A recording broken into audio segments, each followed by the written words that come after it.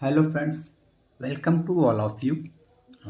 जैसा कि अभी तक हमने क्या क्या सीख लिया है। अभी तक हमने टेंस में ये जान लिया है कि टेंस क्या होता है, टेंस के प्रकार क्या थे। और हमने जाना था कि टेंस तीन प्रकार के होते हैं: प्रेजेंट, पास्ट, फ्यूचर। और हर टेंस के चार पार्ट होते हैं। तो हमने प्रेजेंट के चार part: present indefinite, present continuous, present perfect और प्रेजेंट परफेक्ट कॉन्टिन्यूअस टेंस के पूरे रूल्स को जान लिया था कि कैसे इन वाक्यों को हिंदी से इंग्लिश में ट्रांसलेट करेंगे, इनके क्या क्या रूल्स हैं, हमने उनको जान लिया था। और हर टेंस से रिलेटेड एक्सरसाइज को भी हमने कर लिया था। तो हमारा प्रेजेंट का चारों भाग खत्म हो चुका है। तो आज का जो हमारा टॉपिक है वो हमारा टॉपिक है पास्ट इंडेफिनिट टेंस। तो आज के इस क्लास में हम लोग पास्ट इंडेफिनिट टेंस के वाक्यों को पहचानना सीखेंगे और पहचानना सीखने के साथ साथ उनको इंग्लिश में ट्रांसलेट करना भी सीखेंगे। तो लेट्स बिगिन। तो क्या कह रहा है, पहचान क्या कह रहा है कि हिंदी वाक्यों की क्रिया के अंत में क्या आ जाए कि वो पास्ट इंडेफिनिट टेंस हो जाएंगे। तो उनके अंत में अगर आ जाए आ, या फिर क्या आ जाए ई, या फिर क्या आ जाए या, ई, ये, अथवा था, थी, या ता, था, ती, थी, ते, थे, ऐसे शब्द आ जाए। अथवा क्या आ जाए फका, फकी, या फिर फकते थे, फकते थे, या सकता था, सकता था। तो ऐसे शब्द आ जाए तो वहां पर जो टेंस बनेगा वो हमेशा क्या बनेगा, पास्ट इंडेफिनिट टेंस ही बनेगा। जैसे कि थोड़ा एग्जाम्पल से समझते हैं और ज़्यादा बेहतर तरीके से समझ में आएगा। मैं एक एग्जाम्पल यहाँ पर ले रहा हूँ। तुमने मुझे तुमने मुझे एक कलम दिया। एक वाक्य ये हो गया। एक वाक्य और ले सकते हैं, जैसे कि सीता ने मुझे हिंदी पढ़ाई। सीता ने मुझे हिंदी पढ़ाई, एक वाक्य हो गया। या फिर वह मेरी सहायता कर सका, एक वाक्य हमारे पास ये भी हो गया। तो पहचानने का तरीका मैंने बार बार बोला है कि हमको कहाँ पर देखना होता है टेंस पहचानने के लिए। हमको हमेशा देखना होता है जो हिंदी का वाक्य लिखा होता है उसकी जो क्रिया आई होती है उस क्रिया के अंत में, और वो क्रिया यूजुअली वाक्य के अंत में आया होता है। तो यदि क्रिया के अंत में क्या आया हो, आ जाए, ई आ जाए, या, ई, ये, था, थी, ता, था, ती, थी, ते, थे, फका, फकी, फकते थे या सकता था, इनमें से कुछ भी आ जाए, किसके अंत में आ जाए, क्रिया के अंत में आ जाए, तो वहां पर कौन सा टेंस बनेगा हमेशा, वहां पर हमेशा होगा पास्ट इंडेफिनिट टेंस। जैसे कि तुमने मुझे कलम दिया, यहाँ पर काम हो रहा है देने का, तो इसके अंत में क्या आ गया है, या आ गया है। तो ये कौन सा टेंस हो गया, पास्ट इंडेफिनिट। इसी तरह सीता ने मुझे हिंदी पढ़ाई, यहाँ पर काम क्या हो रहा है, पढ़ाने का, तो क्रिया क्या आ गई, पढ़ाने। तो यहाँ पर देखिए पढ़ाई, तो इसके अंत में क्या आ गया है, ई आ गया है। तो ये भी कौन सा टेंस हो गया है, पास्ट इंडेफिनिट ही हो गया है। और इसी प्रकार अगला सेंटेंस देखेंगे, वह मेरी सहायता कर सका, तो यहाँ पर क्या हो गया है, अंत में क्या आ गया है, फका है आ गया है, फका आ गया। तो यहाँ भी कौन सा टेंस है, पास्ट इंडेफिनिट टेंस ही है। तो देखिए जब इसके ट्रांसलेशन को सीखेंगे तो वैसे इस टेंस को हम लोग स्टोरी टेलर भी कहते हैं। पास्ट इंडेफिनिट टेंस को स्टोरी टेलर भी कहा जाता है। इसको स्टोरी टेलर क्यों कहते हैं, मैंने क्या बोला कि पास्ट इंडेफिनिट टेंस को स्टोरी टेलर भी कहते हैं। क्यों स्टोरी टेलर कहते हैं, क्योंकि यूजुअली जो स्टोरीज लिखी जाती हैं उनको पास्ट में ही लिखा जाता है और वहां पर अधिकांशतः पास्ट इंडेफिनिट टेंस का ही प्रयोग करते हैं। That is why past indefinite tense को स्टोरी टेलर भी कहा जाता है। तो आई थिंक अब आपको पास्ट इंडेफिनिट टेंस पहचानने का तरीका तो समझ में आ गया होगा। आगे बढ़ते हैं, अब अनुवाद के नियम की तरफ बढ़ते हैं। तो जो पास्ट इंडेफिनिट टेंस होता है वहां पर एच वी मतलब हेल्पिंग वर्ब होता है डिड। क्या होता है? डिड होता है, और इसका प्रयोग करते हैं नेगेटिव एंड इंट्रोगेटिव सेंटेंस में। किसमें करते हैं? नेगेटिव और इंट्रोगेटिव सेंटेंस में करते हैं। इसका सीधा मतलब हो गया कि अफर्मेटिव सेंटेंस में इसका प्रयोग नहीं किया जाता है। और अगर एमवी मेन वर्ब की बात किया जाएगा तो मेन वर्ब होता है वर्ब की सेकेंड फॉर्म तथा वर्ब की फर्स्ट फॉर्म। तो बात आती है कब वर्ब की सेकेंड फॉर्म यूज करेंगे, कब वर्ब की फर्स्ट फॉर्म यूज करेंगे। तो भी इसका आंसर इस डिड में छिपा हुआ है। तो हमने जाना कि डिड का प्रयोग कहाँ होता है? नेगेटिव और इंट्रोगेटिव में, और हमेशा डिड के साथ वर्ब की फर्स्ट फॉर्म आती है। लेकिन डिड का प्रयोग कहाँ पर नहीं हो रहा है? यहाँ पर अफर्मेटिव में नहीं हो रहा है। तो जब अफर्मेटिव सेंटेंस में डिड का प्रयोग नहीं किया जाएगा तो वहां पर प्रयोग करेंगे वर्ब की सेकेंड फॉर्म का। ये बात हो गई। और यहाँ पर आदत दर्शाने वाली बात भी की जाती है, तो उसको कैसे ट्रांसलेट करेंगे वो भी आगे सीखेंगे। और यहाँ पर ये हिस्सा फका से लेकर फकता था, ये यहाँ तक का हिस्सा, इसका ट्रांसलेशन करने का तरीका कुछ और होगा जो मैं आपको आगे बताऊंगा। तो इसी के साथ बढ़ते हैं पहले सेंटेंस की तरफ। तो पहला सेंटेंस हमारे पास क्या होगा? Affirmative sentence. अफर्मेटिव सेंटेंस जिसको हिंदी में क्या कहते हैं? सकारात्मक वाक्य। सकारात्मक वाक्य कहा जाता है। तो अफर्मेटिव सेंटेंस को जब वाक्य हो जाए पास्ट इंडेफिनिट टेंस का, तो जब उसको ट्रांसलेट करेंगे तो कैसे करेंगे?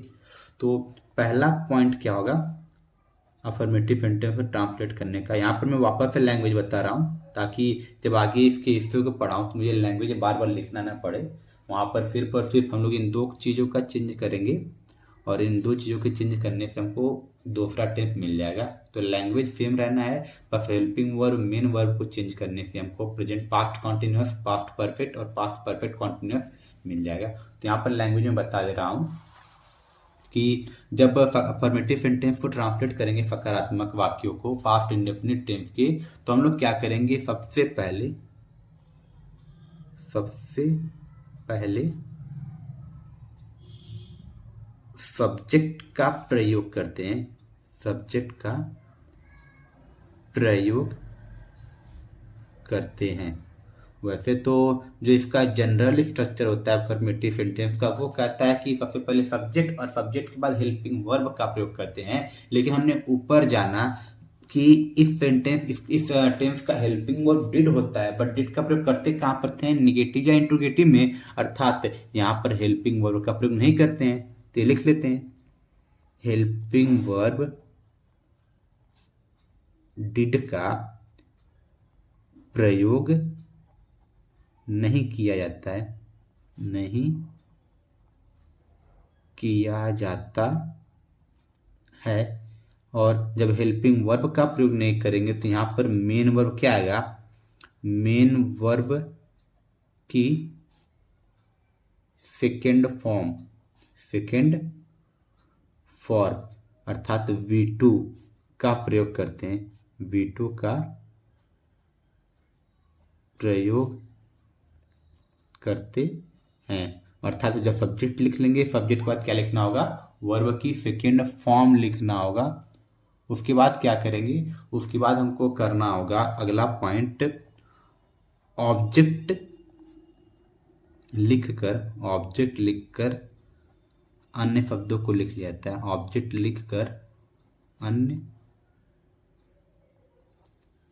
शब्दों को ट्रांसलेट कर लेते हैं। अन्य शब्दों को ट्रांसलेट कर लेते हैं। तो ये हो गया हमारा रूल।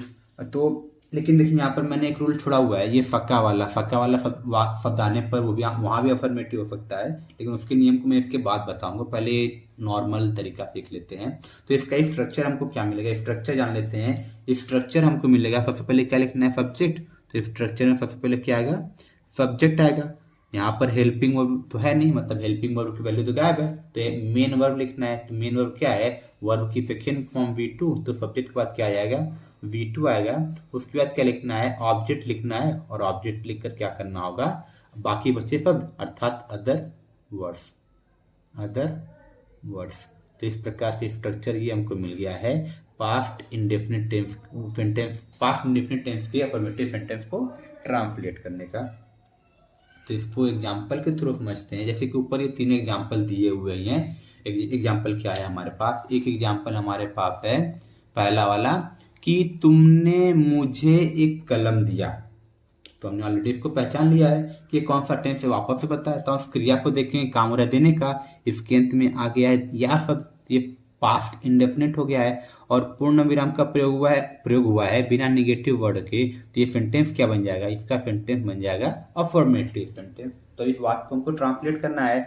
तो सबसे पहले सब्जेक्ट लिखना है, कलम देने का काम किसने किया, तुमने। तो तुमने की इंग्लिश क्या हो जाएगी, यू। हमने यू लिख लिया। अब यू लिखने के बाद क्या लिखना है, वर्ब V2 अर्थात वर्ब की सेकेंड फॉर्म। काम क्या रहा, देने का, देने की इंग्लिश होती है गिव, लेकिन गिव की सेकेंड फॉर्म क्या होती है, वो होती है गिव। यू गिव, तुमने दिया, किस क्या दिया, यू गिव मी, मुझे दिया है, तो यू गिव मी क्या दिया है, कलम, गिव मी अ पेन। अब देखिए यहाँ पर इस सेंटेंस को एक और तरीके से लिख सकते हैं, क्योंकि यहाँ पर चाहे मी को देखें चाहे अ पेन को देखें, दोनों ही ऑब्जेक्ट हैं। हमको ऑब्जेक्ट लिखना होता है तो हम लोग ऑब्जेक्ट में दोनों को भी, दोनों किसी को आगे पीछे लिख सकते हैं। लेकिन एक नियम होता है कि यदि पहले इनडायरेक्ट ऑब्जेक्ट मतलब ऐसा ऑब्जेक्ट जो सजीव के लिए आता है। तो मी जो शब्द है, मी मतलब मुझे, इंसान के लिए आएगा, तो ये तो इनडायरेक्ट ऑब्जेक्ट हो गया। और ये हो गया डायरेक्ट ऑब्जेक्ट। डायरेक्ट ऑब्जेक्ट क्या होता है, डायरेक्ट ऑब्जेक्ट वो ऑब्जेक्ट होते हैं जो निर्जीवों के लिए आते हैं। तो पेन तो निर्जीव हो गया, तो ये इनडायरेक्ट ऑब्जेक्ट हो गया। तो इसके लिखने का एक तरीका होता है कि हम लोग यदि पहले इनडायरेक्ट ऑब्जेक्ट लिखें और बाद में डायरेक्ट ऑब्जेक्ट लिखें, तो हमको सिर्फ उसके क्रम को देखना होता है। लेकिन हम लोग अगर क्या करें, पहले डायरेक्ट ऑब्जेक्ट लिख लें, मतलब यहाँ पर क्या कर लें, यू गिव तो रहने दें। अब किसी ने क्या कर लिया, किसी ने पहले अगर अ पेन लिख लिया, ये भी ऑब्जेक्ट है, और किसी ने अ पेन लिख लिया पहले, तो अ पेन को लिखने के बाद जब मी को लिखना होगा तो इसके पहले यहाँ पर प्रीपोजिशन टू का प्रयोग कर लेंगे।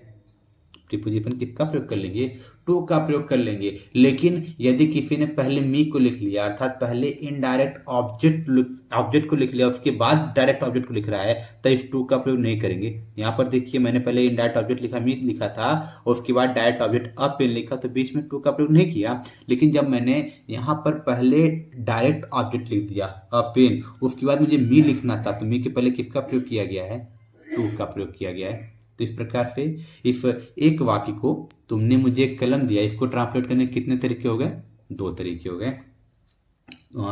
तो इसी प्रकार से ये नंबर 1, नंबर 2, नंबर 3, तो ये हमारा पहले वाक्य का ट्रांसलेशन हो गया। अगर दूसरे वाक्य को ट्रांसलेट करना चाहा जाए, सीता ने मुझे हिंदी पढ़ाई, तो अब यहाँ पर किसने हिंदी पढ़ाया है, सीता ने, तो सबसे पहले सीता लिखेंगे। अब काम क्या रहा है, पढ़ाने का, पढ़ाने की इंग्लिश होती है टीच, लेकिन हमको वर्ब की कौन सी फॉर्म लिखना है, सेकंड फॉर्म लिखना है, और टीच का सेकंड फॉर्म क्या होता है, टॉट होता है।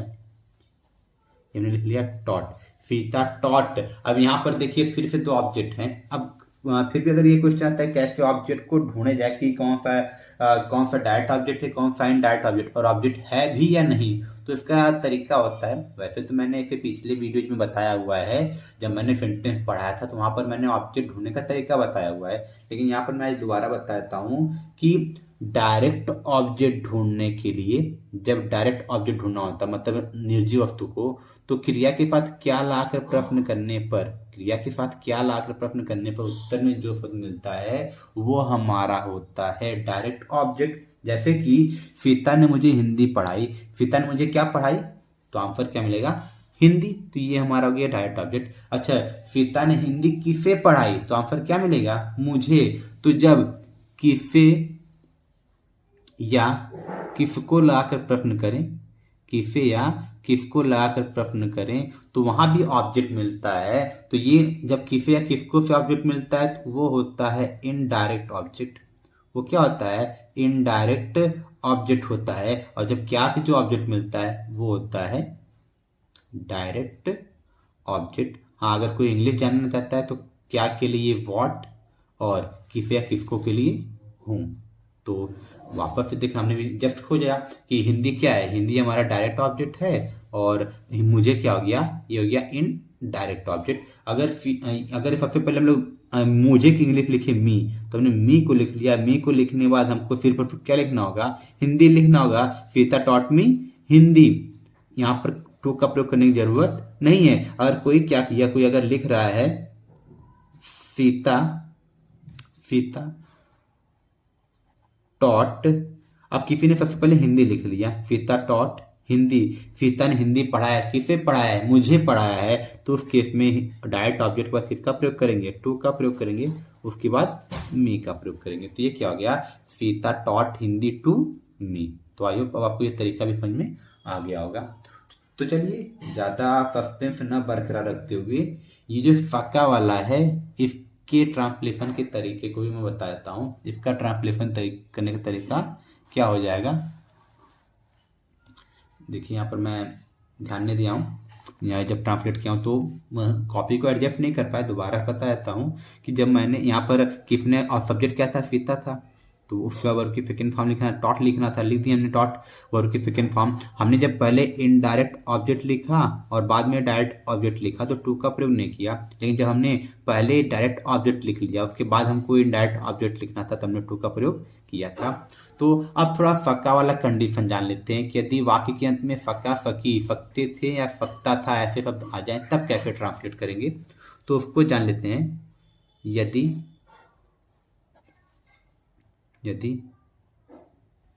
क्रिया के अंत में फका, फकी,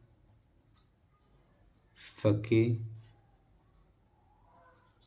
फकता था, फकती थी, फकते थे ऐसे आदि शब्द आए तो इनको जब ट्रांसलेट करेंगे तो उस केस में क्या किया जाएगा, हेल्पिंग वर्ब, हम लोग हेल्पिंग वर्ब का प्रयोग करेंगे। और वो हेल्पिंग वर्ब क्या होगा, वो कुड होगा। और जब हेल्पिंग वर्ब कुड का प्रयोग करेंगे तो जो मेन वर्ब बनेगा, मेन वर्ब होगा वर्ब की फर्स्ट फॉर्म। क्यों वर्ब की फर्स्ट फॉर्म, क्योंकि कुड एक मॉडल ऑक्सिलरी होता है और मॉडल ऑक्सिलरी के साथ हमेशा वर्ब की फर्स्ट फॉर्म का प्रयोग किया जाता है। तो इसका अगर स्ट्रक्चर लिखना चाहें इस केस में, फका, फकी, फके, फकता था, फकती थी, ऐसे केस में अगर हमको स्ट्रक्चर चाहिए तो वे स्ट्रक्चर हो जाएगा। सबसे पहले सब्जेक्ट लिखेंगे, उसके बाद क्या लिखना होगा, और सब्जेक्ट के बाद हम लोग किसका प्रयोग करेंगे, कुड का प्रयोग करेंगे। कुड लिखने की वजह से मेन वर्ब की कौन सी फॉर्म आएगी, वर्ब की फर्स्ट फॉर्म। उसके बाद लिखेंगे ऑब्जेक्ट और अंत में क्या लिखेंगे, अदर वर्ड्स और फुल स्टॉप। तो जैसे कि एग्जाम्पल अगर हम ले तो वो क्या हो जाएगा, वह मेरी सहायता कर सका। ऊपर मैंने एग्जाम्पल लिया हुआ था, वह मेरी सहायता कर सका। तो जब हम लोग ऐसे वाक्यों को ट्रांसलेट करेंगे जहां पर क्रिया के अंत में क्या आता है, फका, फकी, फके ऐसे शब्द आते हैं, तो उस केस में पास्ट इंडेफिनिट तो वो भी होगा लेकिन इसके ट्रांसलेट करने का तरीका थोड़ा चेंज हो जाएगा। इस केस में सबसे पहले सब्जेक्ट तो लिखेंगे, क्योंकि पूर्ण विराम में अफर्मेटिव है तो सब्जेक्ट क्या हो जाएगा, ही लिख दिए। अब फका है, फका होने की वजह से हम लोग किसका प्रयोग करेंगे, कुड का। तो हो गया कुड, ही कुड, काम कर रहे हैं सहायता करने का तो help, he could help me, he could help me. तो इस तरह हमने इसको भी ट्रांसलेट कर लिया है, ये क्या हो गया, वो मेरी सहायता कर सका तो ही कुड हेल्प मी। तो या फिर इसको ऐसे भी ट्रांसलेट कर सकते हैं, क्योंकि कर सकने की इंग्लिश डू भी होता है, तो इसको हम लोग क्या कर सकते हैं, he could do, he could do, वह कर सका, क्या कर सका, मेरी सहायता। तो यहाँ पर इसको ऐसे लिख सकते हैं, my help, he could do my help. तो हमने इस तरह से इसको ही ट्रांसलेट कर लिया है। चलिए इसके एक और एग्जाम्पल को देखते हैं कि हम एक एग्जाम्पल यह ले लें, मैं उसे केवल 5 रुपये दे सका, मैं उससे केवल 5 रुपये दे सका।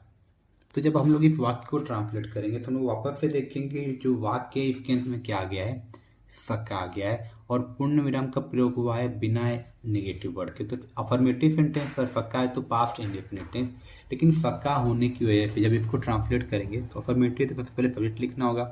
तो सब्जेक्ट क्या है, मैं इंग्लिश आई। अब फक्का है तो मैंने बताया फक्का फकी फके आने पर हेल्पिंग वर्ब किसका प्रयोग करेंगे, कुड का प्रयोग करेंगे। आई कुड, काम हो रहा है देने का, देने की इंग्लिश होती है गिव, और गिव कुड के पास वर्ब के फर्स्ट फॉर्म में होता है। तो आई कुड गिव, किसे मैंने दिया है, किसे दिया है, उसे, तो आई कुड गिव हिम। क्या दिया है, केवल 5 रुपये, ओनली 5 रुपीज। तो इस प्रकार से हमने दिए गए सेंटेंस को भी ट्रांसलेट कर लिया है। तो आई होप आपको ये फक्का फकी वाला रूल भी समझ में आया होगा। तो मैंने ऊपर एक नियम एक पहचान ये भी लिखाया था कि इन वाक्यों की क्रियाओं के अंत में था थी थे भी आ जाता है। जैसे कि मैं आपको एक समझा रहा हूँ, तो आपको ये ना सोचे कि था या थी आने पर हम लोग वाज या वर का प्रयोग करेंगे। वाज या वर का प्रयोग तो करते हैं जहाँ पर कोई क्रिया नहीं होती, जैसे कि यह किसकुल था, तो जैसे कि मैं लिखूं यह एक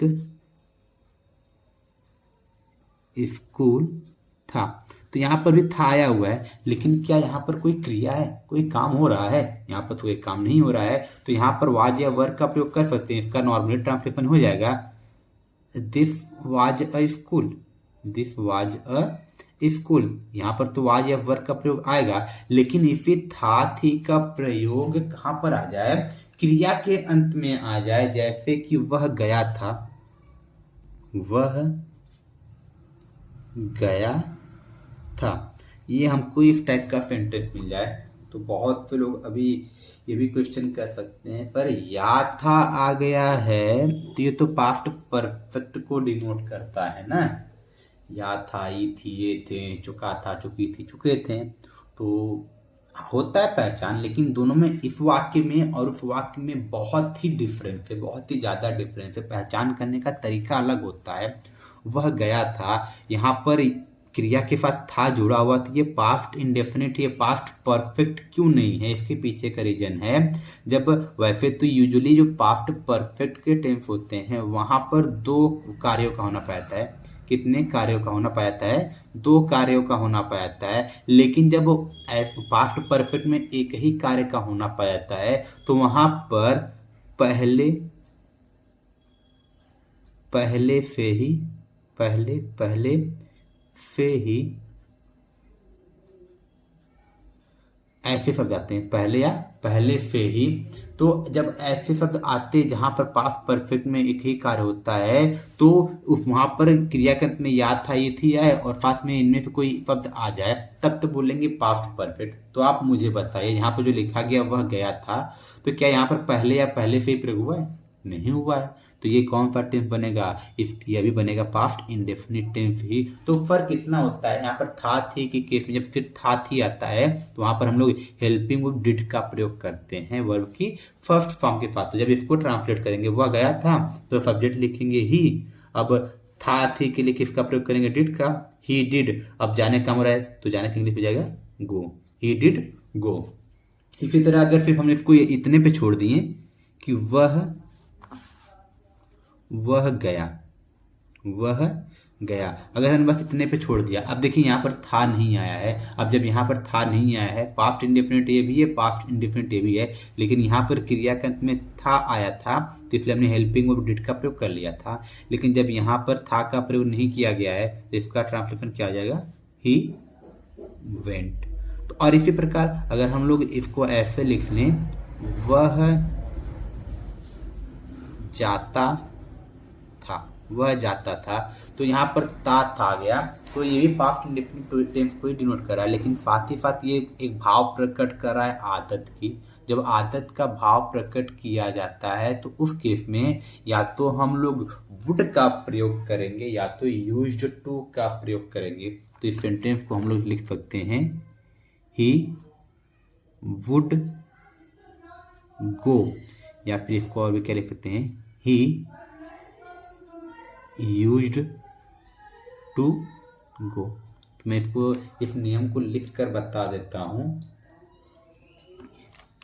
जब पास्ट इंडेफिनिट टेंस के वाक्य पे टेंस के तो क्या मैंने बताया कि जब जो पास्ट इंडेफिनिट टेंस होगा उसका जो दिया गया वाक्य हो उस पे क्या प्रकट हो जाए, आदत प्रकट हो। क्या प्रकट हो, आदत प्रकट हो। तो जब हम लोग ऐसे वाक्यों को ट्रांसलेट करेंगे, यूजली जब ता था ती थी ऐसे शब्द आएंगे तो वहां पर मोस्टली आदत ही प्रकट किया जाएगा। जैसे कि यहाँ पर मैंने ऊपर जो सेंटेंस लिखा था, देखिए इसको मैंने 3 तरफ लिखा है। वह गया था, वह गया, वह जाता था। तो गया था, तीन नॉर्मली इसकी बात बताया गया। और यहाँ पर जब क्रिया का था आ गया तो हम लोगों ने हेल्पिंग वर्ब डिड का प्रयोग कर लिया अफर्मेटिव सेंटेंस में। लेकिन जब गया, वह गया, मतलब सिर्फ एक सिंपली बात किया बताया गया है कि कोई था जो चला गया, तो उस केस में हमने क्या किया है, वर्ब की सेकेंड फॉर्म का प्रयोग किया। लेकिन वह जाता था, जैसे कि मैं बोलूं कि राम डाम सीखने जाता था, तो यह उसकी आदत को प्रकट करेगा। जब आदत की बात किया गया तो हमने यहाँ पर वह जाता था, तो यहाँ पर या तो वुड का प्रयोग किया या तो यूज्ड टू का प्रयोग किया। तो नियम यही है कि जब पास्ट इंडेफिनिट टेंस के वाक्य से आदत का भाव प्रकट हो तो उस केस में हम लोग यूज्ड टू अथवा वुड का प्रयोग करते हैं। और जब इनको प्रयोग कर लेंगे तो इनके तुरंत बाद हमेशा वर्ब की कौन सी फॉर्म आएगी, वर्ब की फर्स्ट फॉर्म आएगी अफर्मेटिव सेंटेंस में भी। जैसे कि इसको एक एग्जांपल के थ्रू समझते हैं। ऊपर का एग्जांपल हो गया है, छोटा सा एग्जांपल, थोड़ा बड़ा एग्जांपल लेते हैं। जैसे कि वह मुझे कहानियां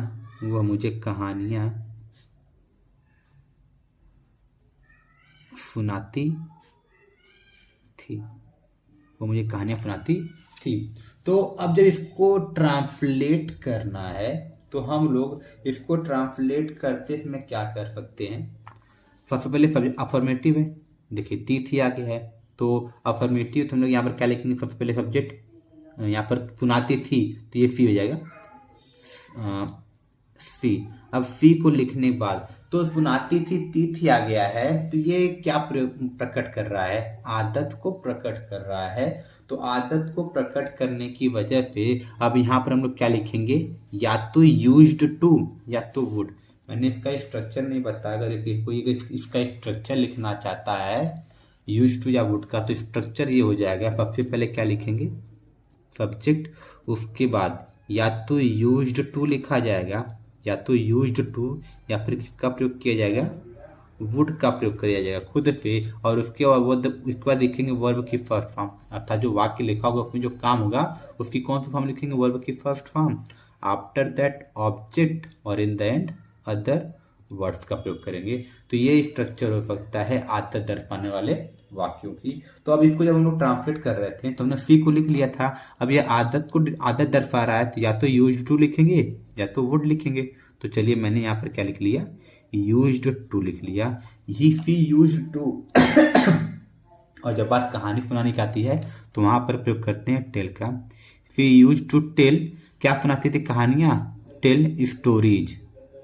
स्टोरेज, अच्छा किससे सुनाती थी, मुझे। तो देखिए ये डायरेक्ट ऑब्जेक्ट, ये इनडायरेक्ट ऑब्जेक्ट, इनडायरेक्ट ऑब्जेक्ट को मैं बाद में लिख रहा हूँ, तो यहाँ पर किसका प्रयोग करेंगे, टू का, स्टोरीज टू मी। हाँ, अगर कोई यूज टू की जगह किसका प्रयोग करता है, वुड का, तो भी ठीक है। She would tell stories to me. चलिए मैंने एक नया तरीका सिखा लिया आपको आदत दर्शाने वाला। लेकिन इस वाक्य को हम लोग नॉर्मली पास्ट इंडेफिनिट टेंस की तरह भी ट्रांसलेट करते हैं, तो इसमें ज़्यादा भयभीत होने की बात नहीं है, ज़्यादा टेंशन लेने की जरूरत नहीं है। अगर आप यूज्ड टू या वुड का प्रयोग नहीं करना चाहते हैं तो नॉर्मली ती थी आ गया तो पास्ट इंडेफिनिट टेंस को दिखा रहा है, तो अब नॉर्मली जो पास्ट इंडेफिनिट टेंस का स्ट्रक्चर मैंने पीछे बताया तो उसको ट्रांसलेट कर लीजिए। तो ये क्या आ जाएगा, सी टोल्ड स्टोरीज मी। तो इफ को ऐसे भी ट्रांसलेट कर सकते हैं। लेकिन जब इनको हम लोग हिंदी में बोलेंगे, अगर ये इंग्लिश गिवन होगा, जब हमको इनको इंग्लिश बोलना होगा, तो इन वाक्यों के क्रियाओं के अंत में ती थी तो आएगा ही आएगा, अर्थात इसका ट्रांसलेशन यही होगा। लेकिन जब इसको ट्रांसलेट करना होगा हिंदी में, तो इसका ट्रांसलेशन ये भी बोल सकते हैं, लेकिन इसको ऐसे भी कहा जा सकता है, उसने मुझे कहानियां सुनाई।